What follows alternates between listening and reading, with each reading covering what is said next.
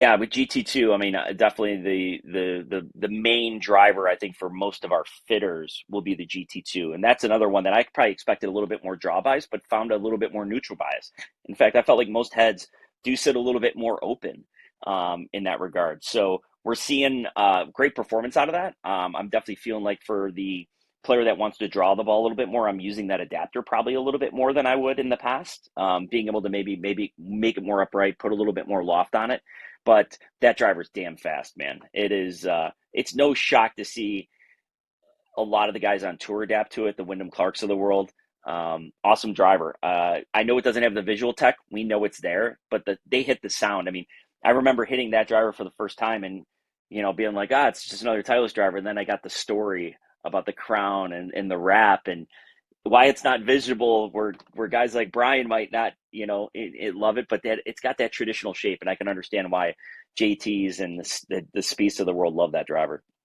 In our fitting bay in Chicago, I got a, full transparency. I probably fit 10-1 on GT2 over GT3. I don't want to make this game too hard for people. And I'm not saying that the GT3 is a hard club to hit, but when we're finding stability out of the GT2 and very similar launch parameters, it's kind of hard to not want to take that weight and pull it back and just make it a little bit easier to hit. GT2 is been, that thing has been, it wins a lot of fittings in the bay. I think that your better player is always wanting to gear towards the players club or the low spin. And it's like, these better players, all players, we not only have to just go get fit so we could take a recommendation from someone who is seeing it in the bay all day, but you have to have a more open mind going and testing these products because you will find yourself just, oh, I want GT3. And then all of a sudden you hit GT2 and now your whole mind is flipped because you spent a month doing all the research on GT3 and,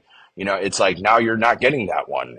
Like I said, a lot of times guys will come in like, I want to hit GT3 and then they put it up against the GT2 and it's like, which one do you want to play? And they're like, the one that I hit better. And I'm like, I'm not saying that GT3 is a bad. I think it just fits a very specific player. And yeah, the GT2 is it give you one of those, a little chef's kiss with that one. It's been very good in the fittings. It's just so good. Ball speeds are super fast. It's a great looking head. Um, yeah, I mean, just across the face, we get good numbers. It's very stable. Um, yeah, it's adjustable weights again, just awesome. We can really dial people in beautifully. I'll tell you what, when we ran our core model test, it was a tie between GT2 and QI35 core. Fastest driver in that category, second longest driver in that category, only because a few, on average, it spun up a few times. But, if you take individual shots, probably would have been the longest driver. I mean, TSR2 was such a good driver. And now, like, I couldn't even, if I had a TSR2, I would have to go get a GT2. Like that's how much better it is. Like it's not a knock on the TSR2. How I rank a driver or any given club is how wide of a of an audience can play it and be happy with it. And there's such a small percentage of people that wouldn't fit in that category for me. Widest range, I think, of players that the driver can be used for, I think, is the GT2 of the entire lineup of 2025 drivers. I think that's because of how it looks so much like a tour head type driver. The look is so compact in the shape, but the performance, it has consistent ball speeds, it has forgiveness. Again, applicable for a huge range of players. So I think Titleist did a great job with GT2. The trend with that core model from everybody is trying to help reduce some spin and increase speed, and I think Titleist did a great job of it.